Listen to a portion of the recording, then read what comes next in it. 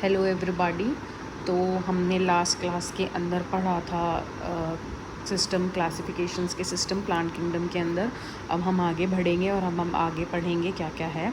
अगर पिछला किसी को कुछ डाउट हुआ हो तो प्लीज़ लेट मी नो। तो अब हम आगे बढ़ते हैं। अब इसमें हम डिफरेंट टाइप ऑफ टेक्सोनॉमीज़ हमें देखनी है। टेक्सोनॉमी क्या होता है? टेक्सोनॉमी जो होती है वो एक ब्रांच होती है साइंस की, जिसके अंदर नेमिंग, डिस्क्राइबिंग और क्लासिफिकेशन होता है ऑर्गेनिजम्स का। क्लासीफाई करना क्यों इंपॉर्टेंट है वो मैंने आपको पिछली वाली वीडियो में बताया था, तो प्लीज़ आप वो जाके देखें। तो अब इसमें टेक्सोनॉमी में डिफरेंट टाइप की टेक्सोनॉमी होती है, जैसे कि कुछ न्यूमेरिकल टेक्सोनॉमी, साइटो टेक्सोनॉमी और कीमो टेक्सोनॉमी। न्यूमेरिकल टेक्सोनॉमी क्या होती है कि इसके अंदर जो फिज़िकल कैरेक्टर्स होते हैं ना, उसके बेसिस पे जो ग्रुप्स होते हैं, जो प्लांट्स वगैरह हैं, उनको डिवाइड किया जाता है। Numbers and codes are assign to all the characters and then the data is process. Numbers and codes कैसे असाइन होते हैं? जैसे फॉर एग्जांपल मेरे पास बहुत सारी प्लांट की स्पीशीज़ हैं। अब मुझे इनको ग्रुप में डिवाइड करना है on the basis of their similarities. तो मैंने जैसे लीव्स को, टाइप ऑफ लीव्स को दे दिया नंबर 1, टाइप ऑफ फ्लावर्स को दे दिया नंबर 2, टाइप्स ऑफ रूट्स को दे दिया नंबर 3, और उसमें डिफरेंट सेक्शंस को आपने कोड्स दे दिए A B C D। अब आपने उन प्लांट्स को डिवाइड किया कि हाँ भाई, इसमें ये वाली रूट्स हैं 2B, इसमें ये वाली रूट्स हैं 2C, इसमें ये वाली, तो ये BB वाले जो होते हैं वो 7 आ गए। इस तरीके से हम उनको क्लासीफाई कर सकते हैं। अब जैसे साइटोटेक्सोनॉमी में क्या होता है, साइटोलॉजिकल इन्फॉर्मेशन के बेसिस पे ग्रुप्स जो होते हैं प्लांट्स के वो डिवाइड होते हैं, या एनिमल्स के। साइटोलॉजिकल इन्फॉर्मेशंस जैसे कि जो भी information on the basis of chromosome के स्ट्रक्चर और उनसे रिलेटेड जो बिहेवियर होता है। ये वाली जो टेक्सोनॉमी होती है ये सबसे ज़्यादा काम तब आती है जब आपको किसी दो स्पीशीज़ के बीच का रिलेशनशिप समझना हो, कोई भी पैटर्न, कोई भी रिलेशनशिप समझना हो, तो उसमें ये बेस्ट होता है। For example origin of humans from apps अगर आपको समझना हो तो ये साइटोटेक्सोनॉमी बेस्ट होती है। जैसे कि मैं आपको बता सकूँ इसमें एक एग्जाम्पल, जैसे एप्स में जो हमसे सबसे क्लोजेस्ट होते हैं वो होते हैं चिंपैंजी। अब जो चिंपैंजी होते हैं उनके अंदर होते हैं 48 क्रोमोसोम्स और ह्यूमन के अंदर होते हैं 46 क्रोमोसोम्स। अब आप यहाँ से देख सकते हो कितनी सिमिलैरिटी होगी हमारे डीएनए और उनके डीएनए के अंदर, तो ये स्टडी करने के लिए ईजी रहता है। फिर आता है कीमोटेक्सोनॉमी। कीमो का मतलब होता है जो केमिकल कॉन्स्टिट्यूशन है बॉडी के अंदर वो, तो उसके बेसिस पे अगर हम ग्रुप्स में डिवाइड करें प्लांट्स को, जैसे कि नेचर ऑफ प्रोटीन हो गया, मेटाबोलाइट्स हो गया, अमीनो एसिड्स वगैरह, इनके सबके बेसिस पे, तो वो आ जाता है कीमोटेक्सोनॉमी के अंदर। ठीक है, अब हम आगे बढ़ते हैं। अब हम मेन इसका स्टार्ट करते हैं which is classification of plants. अब क्लासिफिकेशन ऑफ प्लांट्स के अंदर आपको जैसे कि पहले पता होगा कि R.H. विटटेकर ने जो ऑर्गेनिजम्स हैं अपने पूरे वर्ल्ड के अंदर, उनको 5 किंगडम सिस्टम के अंदर डिवाइड किया है, जिसमें आता है Monera, protista, fungi, Plantae and animalia. तो इसके इस सिस्टम में क्या प्रॉब्लम थी कि जो ब्लू ग्रीन एल्गी हो गई, रेड एल्गी हो गई, ये सब जो थे वो किंगडम प्लांटी के अंदर उन्होंने डिवाइड करके ग्रुप किए थे। पर जो ब्लू ग्रीन एल्गी होती है ना, वो प्रोकैरियोटिक ऑर्गेनिजम्स होते हैं, और प्लांट में जो आता है वो सब यूकैरियोटिक ऑर्गेनिजम्स आते हैं। तो यहाँ पे ये जो थोड़ा प्रॉब्लम कर रहा था, फिर और फर्दर ऑब्जर्वेशंस और स्टडी हुई, तो फिर इसको शिफ्ट कर दिया गया मोनेरा के अंदर। तो अब इसके बेसिस पे जो किंगडम प्लांटी है वो डिवाइड होता है क्या बोलते हैं 5 ग्रुप्स के अंदर, which is algae, bryophytes, pteridophytes, gymnosperms and angiosperms. अब इसके अंदर जो जिम्नोस्पर्म्स और एंजियोस्पर्म्स होता है वो भी हम फर्दर ऑब्वियसली सारे पढ़ेंगे आगे, पर जैसे मैं आपको थोड़ा बताऊँ तो जिम्नो मीन्स होता है नेकेड, और स्पर्म्स मीन्स होता है सीड। इसके अंदर नेकेड सीड्स होते हैं। एनजीओ का मतलब होता है कवर्ड, इसके अंदर कवर्ड सीड्स होते हैं, और ये एंजियोस्पर्म्स होती हैं। तो जैसे कि मैंने आपको फर्स्ट क्लास के अंदर बताया था, अगर आप लोगों को याद हो, कि हम जो भी इसके अंदर सीक्वेंस पढ़ते हैं बायोलॉजी के अंदर, वो हमेशा सिंपल से कॉम्प्लेक्स की तरफ जाता है। ऐसा नहीं है कि मैंने मेरी मर्ज़ी से यहाँ पे एल्गी उठा के रख दिया, नहीं। सबसे पहले अगर हम एल्गी पढ़ रहे हैं तो ये सबसे सिंपलर के अंदर आएगा, फिर ये इससे ज़्यादा ये कॉम्प्लेक्स होता जाएगा, फिर ये, फिर ये, फिर ये, और ये सबसे ज़्यादा कॉम्प्लेक्स प्लांट हो जाते हैं प्लांट किंगडम के अंदर, जिसके बारे में सबसे ज़्यादा पढ़ा जाता है। अगर आपको पता हो तो फर्दर आगे चैप्टर्स आएंगे, एनाटॉमी ऑफ एंजियोस्पर्म्स, मॉर्फोलॉजी, या फिर रिप्रोडक्शन इन फ्लावरिंग प्लांट्स, तो वो सब एंजियोस्पर्म का पार्ट है। तो आप समझ गए कि ये वाला सीक्वेंस क्यों फॉलो होगा। ठीक है, सबसे पहले हम पढ़ते हैं एल्गी के बारे में। अब जैसे कि इस फ़ोटो के अंदर आप देख सकते हैं, ये जो ग्रीन कलर का पार्ट है सबने देखा होगा एल्गी, तो ये एल्गी होती है। अब एल्गी के अंदर सबसे पहले आता है हैबिटेट। हैबिटेट जो होता है वो एल्गी का वो फ्रेश वाटर, मरीन, और फ्रेश वाटर भी हो सकता है, मरीन भी हो सकता है, अदर हैबिटेट्स भी हो सकते हैं जैसे मॉइस्ट स्टोन्स हो गए, सॉइल हो गए, वुड हो गए, या फिर ये सिम्बायोटिक रिलेशनशिप में भी रह सकते हैं। जैसे फंगाई के साथ जो सिम्बायोटिक रिलेशनशिप में होता है एल्गी का, उसे हम लाइकेन कहते हैं। ये तो आप सब लोगों ने सुन रखा होगा कि ये बहुत ही ज़्यादा नेचर के लिए एक हेल्पफुल चीज़ है हम लोगों के लिए, कि ये ऑक्सीजन के लिए बढ़ाने में हेल्प करता है। ऊपर से पोल्यूशन का इंडिकेटर होता है लाइकेन जो होता है। उसके बाद आता है स्ट्रक्चर कैसा होता है। ये मैं आपको एक जर्नल इंट्रोडक्शन दे रही हूँ एल्गी का, उसके बाद हम इसकी क्लासेस के बारे में भी पढ़ेंगे। तो जो स्ट्रक्चर होता है वो होता है थैलस टाइप। अब थैलस क्या होता है, थैलस ऑब्वियसली थैलस क्या होता है ये दिमाग में आया होगा। तो थैलस जो होता है वो एक प्लांट लाइक वेजिटेटिव बॉडी होता है, जैसे कि एल्गी में होता है, फंगाई में होता है और मॉसेस में होता है, जो लैक करती है डिफ्रेंशिएशन होना इन द डिस्टिंक्ट पार्ट्स जैसे stem, leaves and roots. Basically मतलब थैलस की जो बॉडी होती है एल्गी की, उसका मतलब ये होता है कि इसमें ट्रू लीव्स, स्टेम, रूट्स ये सब नहीं होती, लैक करता है ये। एक तरह से इनमें आपको फॉल्स अपीयरेंस होगा इन सब चीज़ों का, एक तरह से दूसरा स्ट्रक्चर होगा उसका, पर exactly true stem, true root ये सब नहीं होगा। कुछ जो एल्गीज़ होती हैं वो फिलामेंटस फॉर्म्स में होती हैं जैसे स्पाइरो वगैरह, कुछ कॉलोनी में रहती हैं वॉल्वेक्स, कुछ यूनिसेलुलर भी होती हैं, सब तरह की एल्गीज़ होती हैं। उसके बाद आता है रिप्रोडक्शन। जो एल्गी में रिप्रोडक्शन होता है वो 3 तरीके से होता है, वेजिटेटिवली, एसेक्सुअली एंड सेक्सुअली। हम आगे इसको और भी डिटेल में पढ़ेंगे अकॉर्डिंग टू सब क्लासेस में। बट वेजिटेटिव का मतलब होता है कि फ्रेगमेंटेशन से रिप्रोडक्शन होता है। फ्रेगमेंटेशन का मतलब जैसे अगर ये एल्गी है तो ये 2 पार्ट्स में दो फ्रेगमेंट में टूटी, तो ये जो एक फ्रेगमेंट होगा ये भी एक न्यू ऑर्गेनिज्म को जन्म दे देगा और ये भी एक न्यू ऑर्गेनिज्म को जन्म दे देगा। इसका मतलब होता है फ्रेगमेंटेशन। एसेक्सुअल मतलब होता है production of different type of spores. The most common is zoospores which are flagellated, motile and on germination give rise to new plants. अब इसमें जो टर्म्स हैं मैं आपको उनका मतलब बता देती हूँ। सबसे जो कॉमन स्पोर्स होता है एसेक्सुअल रिप्रोडक्शन में वो जूस्पोर होता है जो कि फ्लैजिलेटेड होता है। फ्लैजिलेटेड मतलब उसमें फ्लैजिला होते हैं, मोटाइल होता है मतलब वो मूवमेंट करता है। ऑब्वियस सी बात है अगर फ्लैजिला है तो उसकी हेल्प के थ्रू वो मूवमेंट करेगा, और जब उसको फेवरेबल कंडीशंस मिलेंगी तो जर्मिनेशन में वो न्यू प्लांट को बर्थ दे देगा। एसेक्सुअल रिप्रोडक्शन में स्पोर्स क्यों है, तो ऑब्वियस सी बात है, ये तो आपको पता ही होगा कि एसेक्सुअल मतलब यहाँ पे फ्यूजन ऑफ गैमीट या फर्टिलाइजेशन नहीं हो रहा है। जैसे कि यहाँ पे नीचे लिखा हुआ है कि सेक्सुअल रिप्रोडक्शन में फ्यूजन ऑफ गैमीट से न्यू प्लांट के अंदर जो होगा वो जन्म हो जाएगा। अब on the basis of morphology of reproductive cells, sexual reproduction 3 type का होता है। मॉर्फोलॉजी मतलब अपीयरेंस, बाहर से दिखने में जो रिप्रोडक्टिव सेल या फिर जो गैमीट्स होते हैं वो बाहर से दिखने में कैसे होते हैं, उसके बेसिस पे सेक्सुअल रिप्रोडक्शन 3 टाइप में डिवाइडेड है एल्गी के अंदर। सबसे पहला है आइसोगेमस।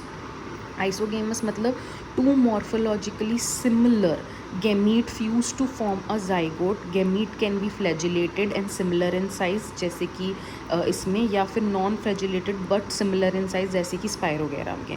फॉर एग्जांपल मतलब इसके अंदर ये होता है आइसोगेमस। आइसो मीन्स होता है सेम, गेमस मीन्स होता है गैमेट। आइसो मतलब दोनों सिमिलर सेम साइज़ के अंदर होंगे, वो फ्लैजिलेटेड भी हो सकते हैं, वो नॉन फ्लैजिलेटेड भी हो सकते हैं, पर सिमिलर होंगे साइज़ में, तो वो होंगे isogamous type of sexual reproduction. फिर आता है एनाइसोगेमस जिसमें fusion of 2 dissimilar gametes that differ in size. Obviously बात है एनाइसोगेमस ए लग गया है यहाँ पे, तो ए का मतलब होता है जो सेम साइज़ के अंदर नहीं होंगे, डिसिमिलर साइज़ में होंगे। जैसे कि इसमें आप यहाँ देख सकते हैं फीमेल गैमेट जो है वो बड़ी है साइज़ में और मेल गैमेट जो है वो छोटा है साइज़ में। अगर ये दोनों गैमेट का क्रॉस होता है तो ये एक तरह से एनाइसोगेमस सेक्सुअल रिप्रोडक्शन है। फिर आता है ऊगेमस। ऊगेमस मतलब fusion between one large non motile which is static female gamete and a smaller motile male gamete takes place. इसके अंदर क्या होता है, एक फ्यूजन होता है गैमीट्स में 2, जिसमें फ़ीमेल जो होती है वो काफ़ी बड़ी होती है साइज़ में और स्टैटिक होती है मतलब नॉन मोटाइल होती है, मतलब इसमें कोई मूवमेंट के लिए कोई भी एज सच ऑर्गन नहीं प्रेजेंट होता, जैसे सीलिया हो गया या फ्लैजिला हो गया, ऐसा कुछ नहीं प्रेजेंट होता, तो ये एक जगह रहती है। बट जो मेल गैमेट होता है वो स्मॉलर होता है साइज़ में, पर उसके पास फ्लैजिला होते हैं, वो मोटाइल होता है। तो ये तरह का जो सेक्सुअल रिप्रोडक्शन होता है उसे ऊगेमस टाइप कहते हैं और ये वॉल्वॉक्स के अंदर देखा जाता है। आई होप अभी तक का जो सब समझ में आया होगा। इफ़ कोई भी मेरी लैंग्वेज क्लियर ना हो या कुछ भी ना, तो please do let me know. उसके बाद हम आते हैं क्लासिफिकेशन ऑफ एल्गी के अंदर।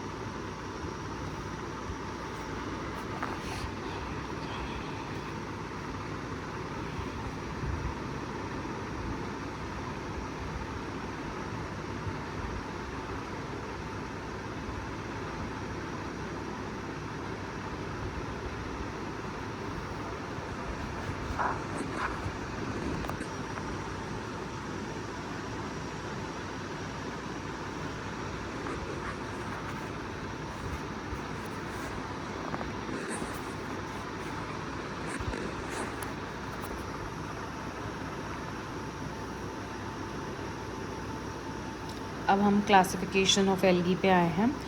जो एल्गी है वो 3 ग्रुप्स में डिवाइडेड है, विच इज़ क्लोरोफाइकी, फाइकोफाइकी एंड रोडोफाइकी। अब ये क्या क्या है देखते हैं हम आगे। क्लोरोफाइकी मीन्स ग्रीन एल्गी, इसका दूसरा नाम है। फाइकोफाइकी मीन्स ब्राउन एल्गी, इसका दूसरा नाम है। और रोडोफाइकी मीन्स रेड एल्गी, इसका दूसरा नाम है। ऑब्वियसली इनकी जो अपीयरेंस है उसके हिसाब से इनके जो कलर्स हैं वो उनके दूसरे नाम के अंदर दिए गए हैं। सबसे पहले हम पढ़ेंगे ग्रीन एल्गी। जो ग्रीन एल्गी होती है वो फ्रेश वाटर और मरीन जो वाटर होता है उसके अंदर जर्नली पाई जाती है। जो इनका सेल ऑर्गेनाइजेशन होता है, सेल ऑर्गेनाइजेशन मतलब सेलुलर है या मल्टी सेलुलर है, किस तरह से है तो यूनिसेलुलर होती है। कॉलोनियल होते हैं मतलब कॉलोनीज़ में भी रह सकती है। और फिलामेंटस होती है मतलब इसमें फिलामेंट्स होते हैं, ठीक है। रिजिड सेल वॉल होती है, usually made up of cellulose. Outer जो लेयर होती है वो तो सेलुलोज की होती है, सॉरी इनर जो लेयर होती है वो सेलुलोज की होती है, और जो आउटर लेयर होती है वो टेक्टोज की होती है इसके अंदर। तो ये 2 चीज़ आप याद रखना, जो इनर लेयर होती है वो सेलुलोज की होती है, जो आउटर लेयर होती है वो टेक्टोज की होती है। इसमें जो फोटोसिंथेटिक पिगमेंट होते हैं वो क्लोरोफिल ए और बी होते हैं। अभी मैं आपको इसमें एक ट्रिक भी बता दूंगी जिससे कन्फ्यूजन नहीं होगी, याद कैसे रहना है फोटोसिंथेटिक पिगमेंट। तो जैसे कि इसमें आप पहले तीनों को सीक्वेंस से याद करो, क्लोरोफाइकी, फोकोफाइकी एंड रोडोफाइकी। और इसमें यहाँ पे ए भी लिख देना है, यहाँ पे ए सी लिख देना है और यहाँ पे ए डी लिख देना है। और ये इस तरह से इनके पिगमेंट्स हैं। बस ए तो कॉमन रहेगा और बी सी और डी जो चेंज होगा, तो इससे कभी कन्फ्यूजन नहीं होगा। क्लोरोफिल ए और बी होता है। ऑब्वियसली क्लोरोफिल ए और बी है तभी तो ग्रीन कलर आ रहा है, तो ये तो अंडरस्टूड सी बात है। क्लोरोप्लास्ट जो होता है वो डिस्क्वाइड शेप का भी हो सकता है, प्लेट लाइट भी हो सकता है, कप शेप भी हो सकता है, रिबन लाइक शेप भी हो सकता है। रिबन लाइक भी हो सकता है, कप शेप में भी हो सकता है, प्लेट लाइक भी हो सकता है क्लोरोप्लास्ट इसके अंदर।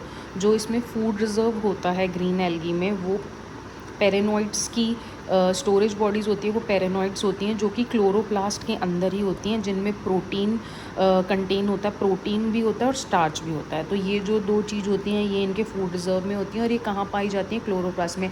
ऐसा भी क्वेश्चन आ सकता है कि ये इनका जो स्टोरेज बॉडीज़ होती हैं वो कहाँ पे पाई जाती हैं? क्लोरोप्लास्ट में। और उसके अंदर क्या होता है? प्रोटीन और स्टार्च होता है। जो इसके अंदर रिप्रोडक्शन होता है, जैसे कि मैंने जर्नल कैरेक्टर्स के अंदर बताया था, वेजिटेटिव फ्रेगमेंटेशंस में होता है। 2 आई होप क्लियर हो।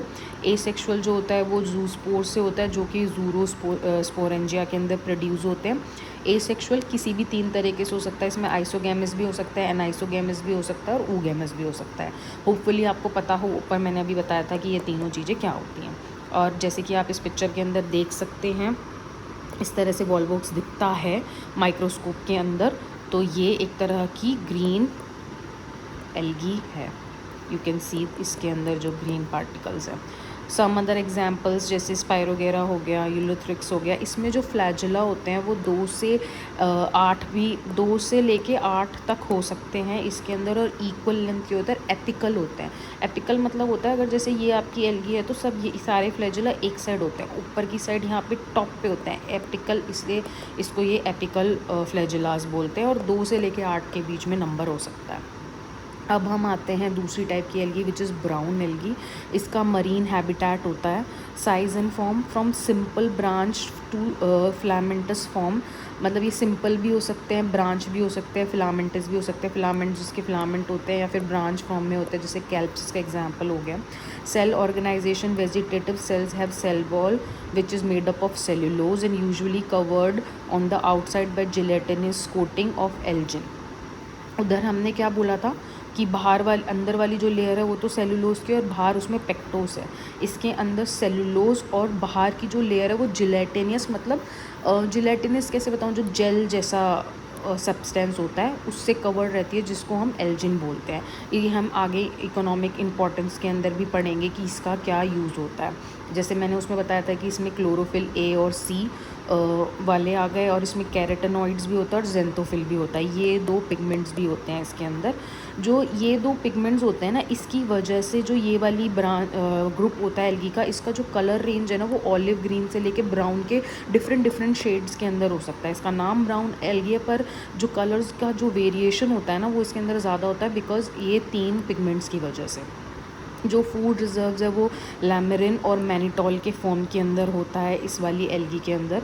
इसका जो थैलस ऑर्गेनाइजेशन है, थैलस मैंने आपको ऊपर बताया था कि क्या होता है, वो डिफरेंशिएट होता है होल्ड फास्ट में, which is attach to a substratum, a stalk called stipe and a leaf like frond which is photosynthesis. Obviously मेरे एक साथ बोलने पे समझ नहीं आ रहा होगा, पर अगर हम यहाँ पे आप देखोगे डायग्राम कि मैं क्या कहने की कोशिश कर रही हूँ, इसके अंदर प्लांट की जो बॉडी होती है वो डिफरेंशिएटेड होती है होल्ड फ्लास्क में। क्या ये आपको एक ट्रू स्टेम लग रही है? नहीं, ये ट्रू स्टेम नहीं है, पर ये उसकी तरह एक फॉल्स अपीयरेंस है, इसलिए हम इसको थैलस टाइप ऑफ बॉडी बोल रहे हैं।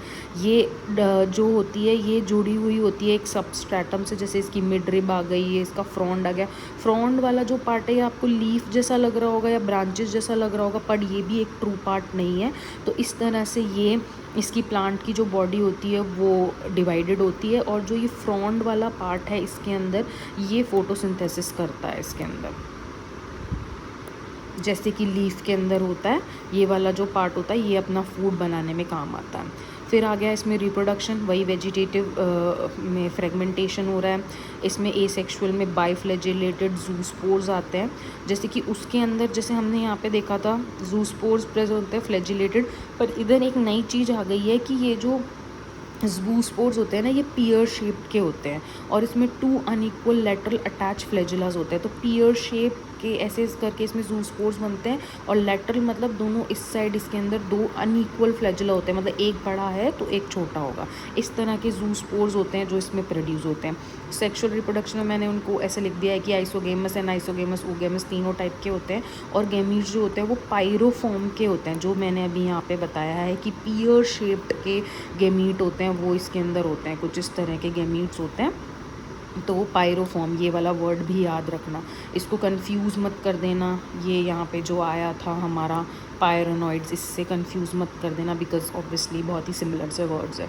एग्जांपल्स देख लीजिए, ये इसकी फ़ोटो देख लीजिए, यहाँ पे ये लेमिनर है, ये फ़ोटोज़ देख लीजिए।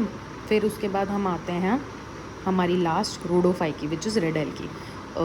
नाम में दिख रहा है are, red algae marine and found in mostly found in warmer areas. इसका जो थैलस होता है वो रेड कलर का ही होता है।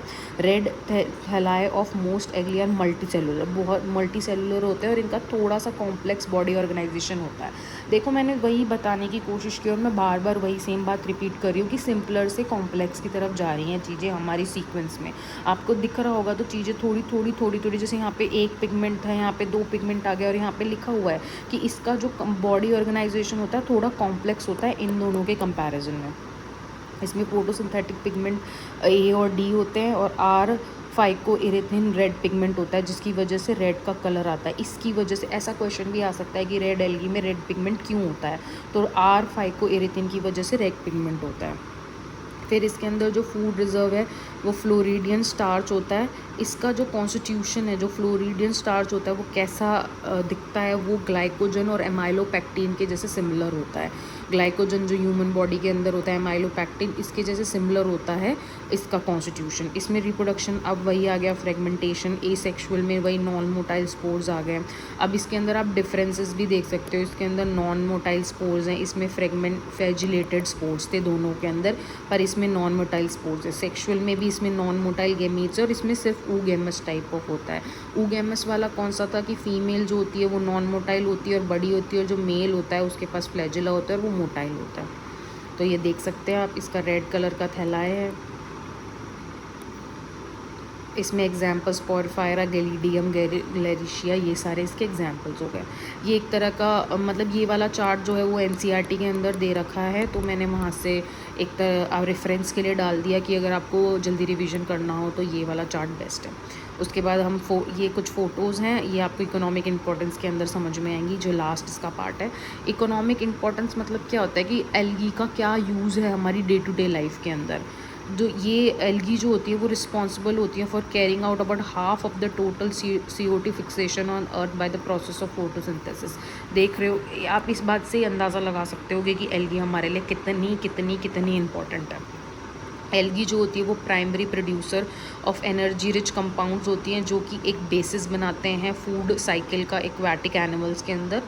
ये फूड के जैसे भी यूज़ होती है। पोरेफाई लेमिनेरा, जैसे कि मैंने यहाँ पे एक फ़ोटो में दिखाया कि ये आपने बहुत सारे ऑब्वियसली आजकल फेमस है, बहुत सारे कोरियन ड्रामास देखे होंगे या फिर कोरियन मूवीज़ देखी होगी या फिर ऐसे ही कोरियन मुकबैंग या कुजीन देखा होगा। उनके खाने के अंदर ये वाली साइड डिश ज़रूर रहती है, तो ये फूड के अंदर यूज़ होती है और एक तरह की एल्गी है। Some forms of marine brown and red algae produce large amount of hydrocolloids, जैसे एल्गिन। और मैंने ऊपर बताया था ना कि एल्गिन का हम नीचे देखेंगे, जो उसकी जेलेटिनियस आउटर लेयर होती है ब्राउन एल्गी के अंदर, वो हाइड्रोकोलाइड्स की तरह यूज़ होती है। हाइड्रोकोलाइड्स क्या होता है, जिसमें वाटर रिटेनिंग कैपेसिटीज जिन सब्सटेंस में सबसे ज़्यादा होती है ना, उसके अंदर ये यूज़ होता है, उसकी वजह से होती है।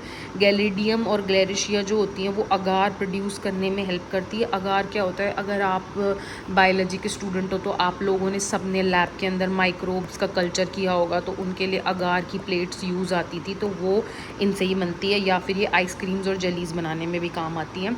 कुछ प्रोटीन रिच एल्गीज होते हैं कॉलेरा जैसी, जिनको फूड सप्लीमेंट्स में यूज़ होता है सेव स्पेस ट्रैवलर्स के द्वारा। ये आप फोटो देख रहे हैं, ये स्पेस ट्रैवलर्स के द्वारा इस तरह से एल्गी को ले जाया जाता है। So that's it's about this video. अगर आपको कोई भी डाउट हो तो please do let me know. अगर आपको ये नोट्स अच्छे लगे हो तो इफ़ समवन नीड्स तो I can maybe help out, maybe with mail ID और something. Thank you so much.